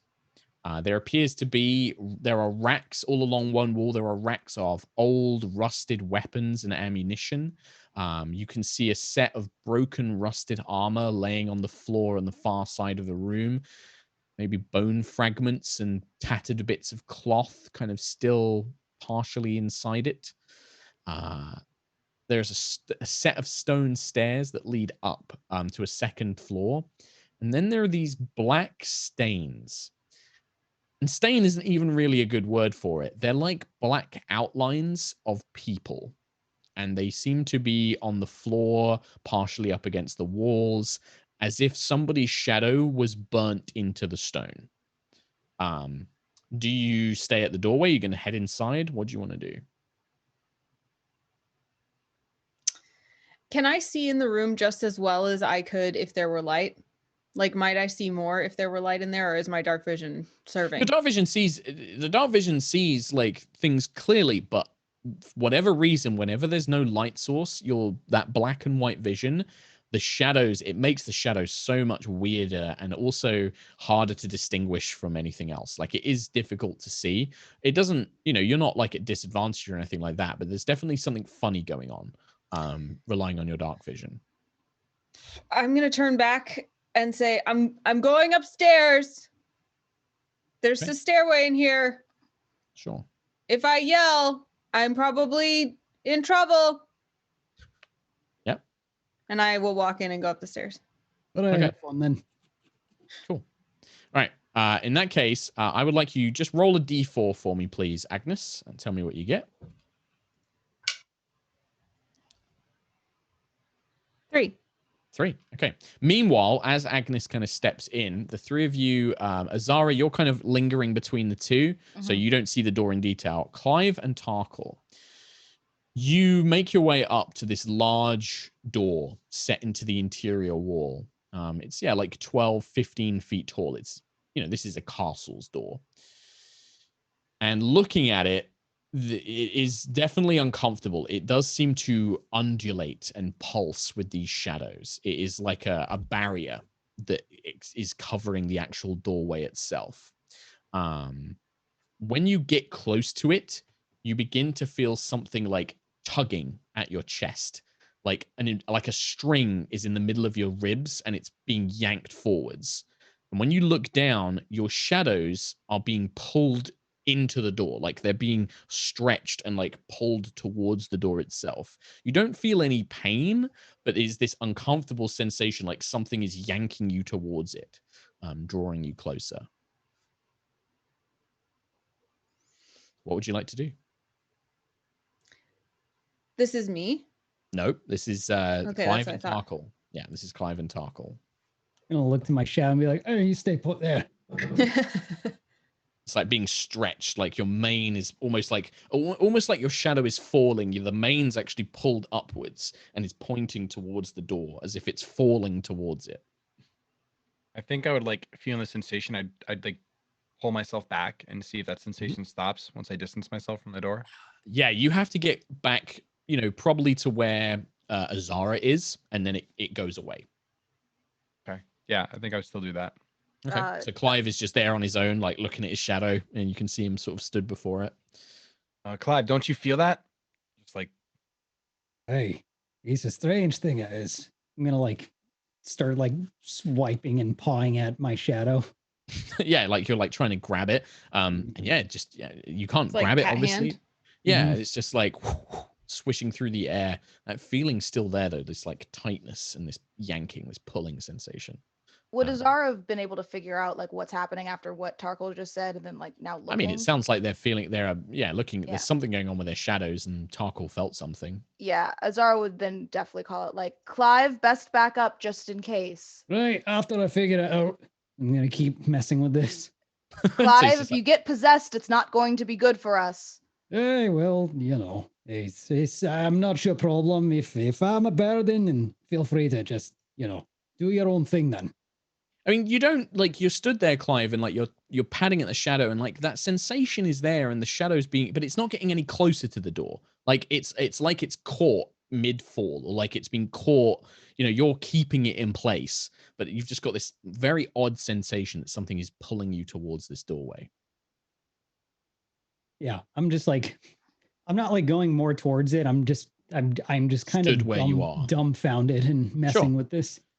Meanwhile, while this is going on, Agnis, you begin making your way through this guard's room, kind of stepping over these like dark stains of shadows, like these weird burn marks in the stone floor, stepping over overturned chairs and broken down weapon racks.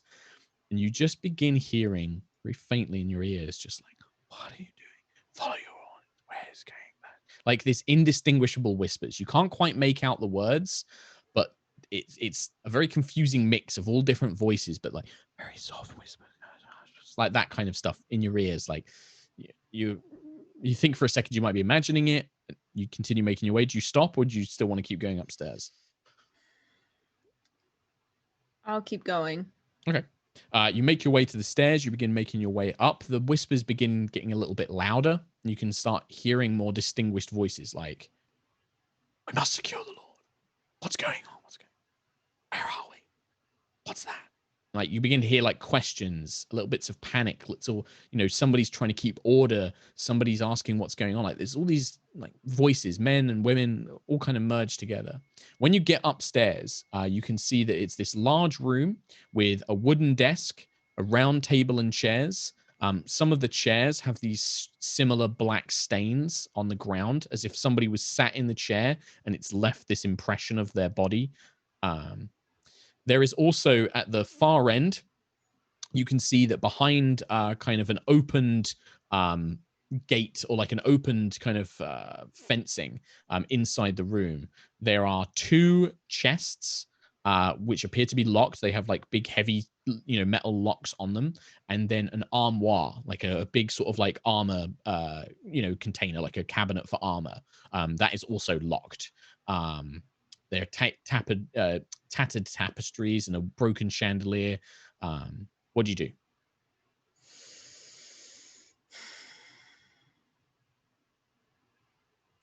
Can I see, as a fire expert, Can I tell anything more about these like burn marks? They were not caused by fire. They look like somebody's shadow has been printed into the stone as if it's been caught, like in a moment of time. There is an element of fire to it, actually. Now, I'd say you don't think like an actual fire did this.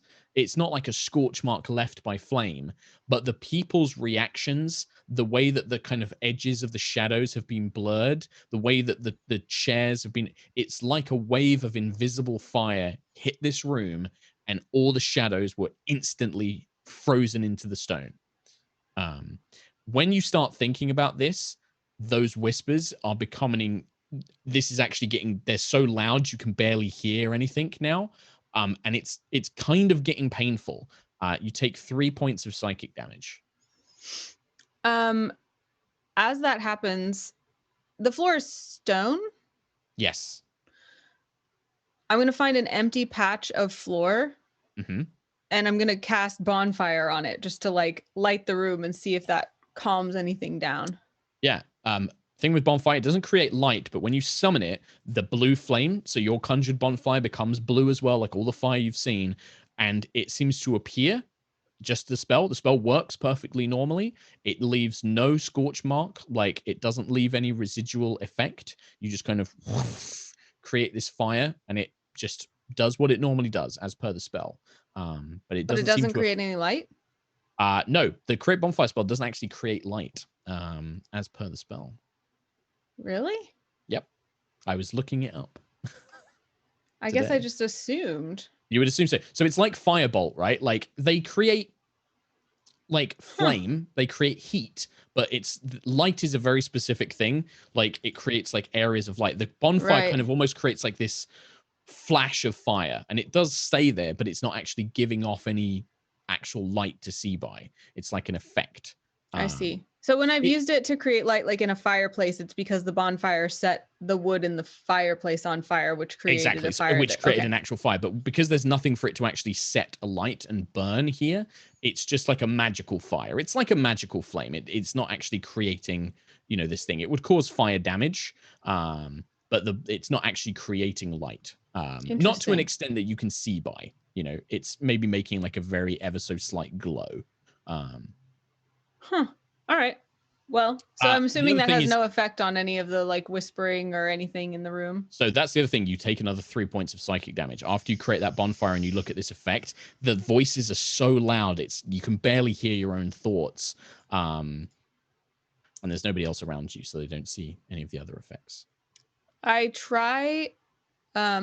extinguish the bonfire because it does no good and maybe just made them mad.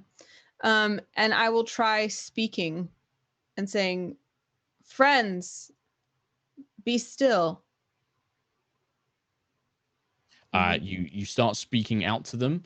The voices don't seem to react to you, but then in amongst the whispers, you begin to hear screaming. You begin to hear like, "Oh, God, by the God!"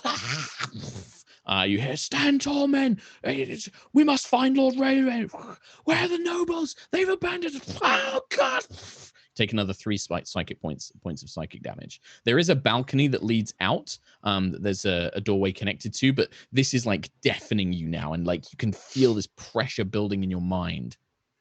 Yeah, I imagine I'm kind of like ducking, even though there's nothing to duck from, but that like impulse of like trying to stay away from the sound. And I will go toward the door to the balcony. I'll just try to escape this room, but I don't want to run back yet because I haven't seen what there is to see up here. Okay, so you begin kind of staggering away towards the balcony. Your movement will get there. Take another 3 points of psychic damage just as you kind of you gasp for air. The second you get outside the guard room, the whispering stops. And you're now on this balcony looking down into the courtyard. You can see Clive, Tarkhal, Azara. You kind of stagger out like deep breaths, and it's blissfully quiet. Azara, if you are kind of in the middle and like looking between the two things, when Agnis emerges, there is black smoke coming out of her like tear ducts and her ears, and it's just like, and it just vanishes, and then it stops. And immediately, as soon as she gets outside, it's like it trails away and then stops. But I would have seen that. You saw like the last bits of it just like disappear. Then I'll call up Agnis. What happened in there? I heard the voices of hundreds of souls frightened and in pain. I don't know if it means they're trapped there or just the pain they experienced is still stuck to the walls. Well, the pain is causing you actual physical pain. I think it's best you come back until we lift whatever curse there is here.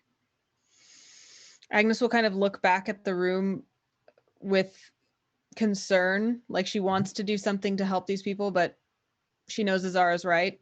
Can she teleport off the balcony and instead of going? You do have candor out. Yes, you could just teleport down. I was thinking of that. Like, well, you're either going to have to go through or jump down, but no, you can handle and you appear next. Next to Azara. Clive and Tarkhal, anything from you guys with this looming door?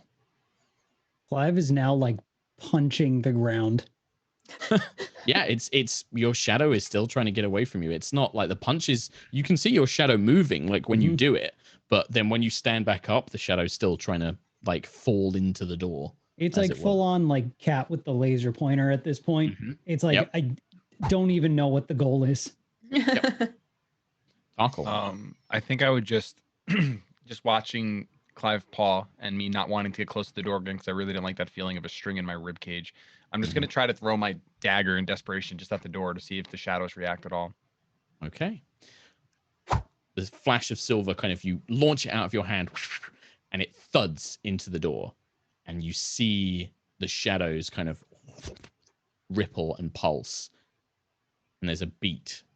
The dagger snaps back to your hand, and then you guys look around, and those shadows that had been mimicking the guards and the noble people that you'd seen kind of moving around as if the people were still there, 6 of them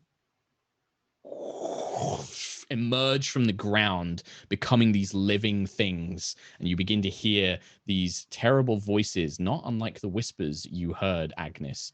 They are attacking the castle. Intruders, kill them.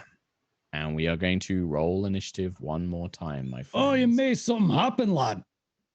I guess I did. As the dagger, the attack on the door has driven them to defend their castle. I got 14. 14 for Azara. I need to write this down because there's no way we're going to finish this in 5-10 minutes, but we'll pick it up next week. Tarkhal. 17. 17. Agnis. 13. 13. Clive. 20. Ooh. 20. Big boy. Clive of the Wildmane. So you see 6 of these shadowy things kind of pull themselves from the ground. I'm assuming you guys have played things like Kingdom Hearts before. You know how oh my god, nobodies. Yeah, the little nobodies kind of pull themselves up out the ground. It's that's like, what I was thinking. Yep. Yeah. These are not cute. These are hideous, twisted, elongated humanoid forms. Oh, so they're like Demex's nobodies. They're like the tiny ones with the pointed feet. Even creepier though. No. Like, there's nothing cute. There's nothing cute about these. These are jagged. You can almost make out like the vague shapes of armor and dresses, but there's nothing human left. These are just shapes. Clive, what do you do? Before I attack, I look to my lord, my lady. Are we engaging?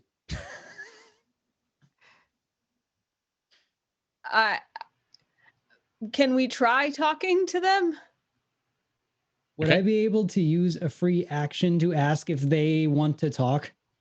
I mean, you can speak to them. If you're trying to convince them of something, it would be a check, but you can definitely be like, shadows, what do you can talk to them. Sure. Yeah, I'm not gonna, I don't want to do any kind of like check or anything to use any action. Just like, are you wanting to talk or fight? They just kind of stand there for a second, just like,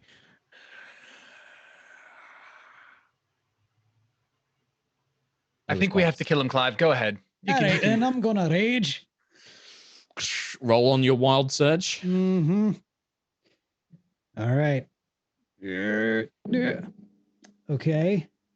You're surrounded by multicolored protective lights. You gain a +1 bonus to AC. And while within 10 feet of you, your allies gain the same bonus. Okay, so Ooh. this multicolored light is like almost like the first color you've really seen in this place, apart from your own clothes, as this light begins to swirl and shimmer around Clive, becoming this form. Great. You Anytime can that see happens, he's like, "Oh, that's pretty Cool. cool." These 6 shadows are pretty spread out, Clive. You're going to have to like target one and then maybe move on to the next one because they're all kind of Yeah. like spread out in the courtyard. Sure, I'll target whatever is closest. Sure. When you look at these things, Clive, you use dark vision to see, right? Because there's you don't have any light source. Right. You have disadvantage on the attack rolls. The shadows that are being created around this courtyard and these living shadows, it's so hard to distinguish them with your dark vision that they almost seem to shift and move as you do so. Now, what if I attack recklessly? Then it would be an even roll because advantage and disadvantage would cancel out. So you can just go in and be like, rah. Math. Sure. That is a dirty 20. That will hit the first of these living shadows. Sweet. So that's 6, and then I add something to that because reckless, Plus right? 3. Plus Yeah, 3, the reckless is you have advantage on attack roll, but when you rage, you do plus 3 damage. Oh, yeah. Okay. So then 9. What did I say? 9. 9 total. So similar to when you were fighting the ghosts, your Morningstar does seem to kind of semi-pass through them, and it doesn't have quite the punch that you're expecting. They are resistant to the attack that's non-magical. So it kind of punches into one, and then, this shadowy wisps come off of it, but it is still there. I'm going to do that again. Sure. 20 something. That hits. So, and 14. 14. 14 points of damage. Halved is 7. So the Morningstar crashes through another one, and you think for sure this is going to destroy this kind of weak, spindly shadow creature. But the Morningstar just kind of passes through, and it just leaves this kind of gaping hole, and the shadow almost just seems to connect back together. Dealt damage. It looks reduced in strength, but it is still standing. Anything else, Clive? No, just excited for the challenge. Sure. Okay. Tarkhal. We'll do a round of combat, and then we'll wrap up today's episode. I want to move towards Clive, but not be like directly. I have to be within 10 feet of him, right? To have that AC bonus. Yes. I'm just going to get within 10 feet of him. You get within 10 feet. Yep. Yeah. And then I'm going to toss my Kiss of Silver at the one that he was also attacking. So you're going to stack the damage on the one he was fighting. Yeah. Sure. Okay. All right. That is a 10 plus 8, 18. 18 hits. Well, wait, do I have disadvantage because of the shadow nonsense? Yeah, if you're using dark vision, anybody who's using dark vision, if you make an attack roll, you have disadvantage. Yeah. Unless you have bright light okay, around you. The other one was higher, lower. This one was a 12. So 12 still just hits. Yeah, the 12 does still just catch the thing. So even though it kind of shifts and shimmers out of the way, you do still manage to strike it. Cool. All right, 1d4 plus 4, which is 3, so 7, and then sneak attack because Clive was then within. Yep. Oh, I wouldn't have had disadvantage, right? Because I would have had it would have done the math that Nate did. Yes, you would have had the even row because it would have done that. Yeah. Yep. 3 plus 5 is 8, plus 3 is 11, plus 6, 17 plus the 7, 24 total damage. Okay. Yep. I need to check one thing because you don't get sneak attack when you have disadvantage, but you cancelled it out with advantage. So how does that work? But we'll assume it does. The Kiss of Silver strikes the one that Clive was fighting, and it just evaporates. It just like explodes into black mist. And just did my brooch do anything? Because I'm taking notes about this. It does the same thing. So it glows. There is this green mist around the Kiss of Silver before you throw it, but the mist doesn't seem to affect the shadow in any way. Did I see it this time? Okay. This time you would have seen it. Yeah, you would have seen the brooch kind of just dimly. But none of you are close enough to actually see what shows up on the brooch when you do it. My turn. Yeah, unless there's anything else Tarkhal wants to do, it's Azara's go. No, I'm done. I would like to move close enough to Clive to get that AC bonus. You're all 3 of you are grouped up within 10 feet of Clive. Also close enough to one of them that's within 5 feet of me. Yep. Okay, cool. So you can basically move up to Clive, so you're behind Clive or behind Tarkhal or next to Tarkhal.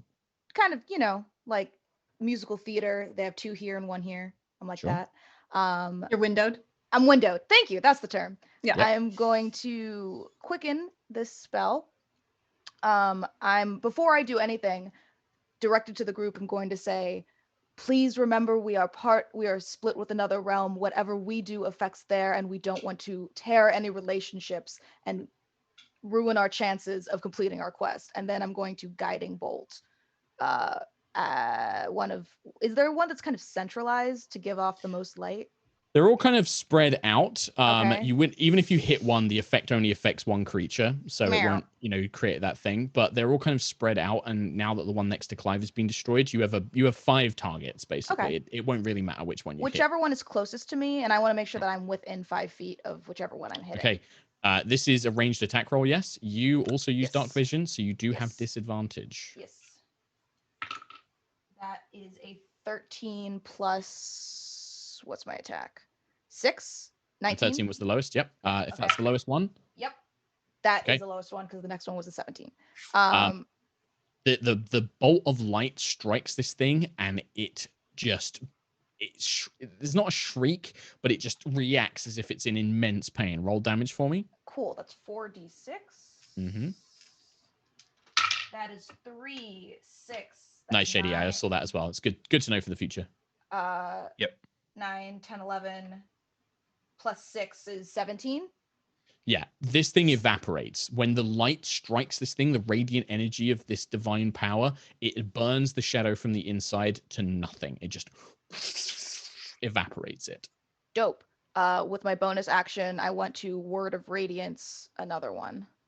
Word of Radiance is 5 feet around you, right? There are no enemies within 5 feet of you. Oh, did I just evaporate the one that was within 5 feet of me? I mean, even that one was like 15 feet away from you. Oh, darn. Okay, then. Because you're next to Clive and Tarkhal, and they just killed the one that was next then to Clive. if I saw none of them, I wouldn't have quickened that spell. I would have just used done that. it as a Then. normal spell. That's fine. Can you take your sorcery Would've points back? Done it in a normal spell. Yeah, there's no map, so sometimes it's hard to get across where positioning and stuff is. Then that's it. Yep. Agnis, we'll do this, and then we'll wrap up, and then I'll have the shadows go at the start of next episode. There's 4 left, right? There is currently 4 left, yeah, for now. Are they within a 20-foot cube? So as in, like, you want to strike multiple things, you won't be able to get all 4 of them in that 20-foot cube. No, you'll be able to get 2 of them. Only Unless 2. they move. Unless they move. Yeah, they're all kind of like spread out. This courtyard's quite wide, and they were all popping up in different areas. So they're all quite spread out, and they've got like sort of 15, 20 feet between them, and then they're converging on the door. So you'll have to like pick, a group of them, like 2 of them next to each other, basically. Not worth it. I saw that these specters previously got hit in melee, and it did damage, even though like maybe not as much as usual, right? Yeah, you can still strike them in melee combat, yeah, for sure. Well, I'm just gonna start shooting longbow at them. Okay, yeah, you can just take like one of the far ones and leave the other guys up in melee.